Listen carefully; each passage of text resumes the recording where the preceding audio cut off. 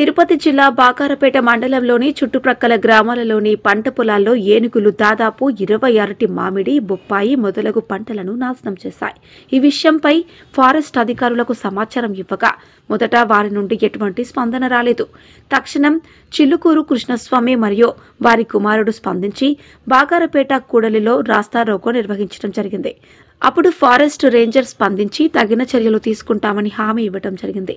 కార్యక్రమంలో బాకారపేట రైతులు పాల్గొనడం జరిగింది.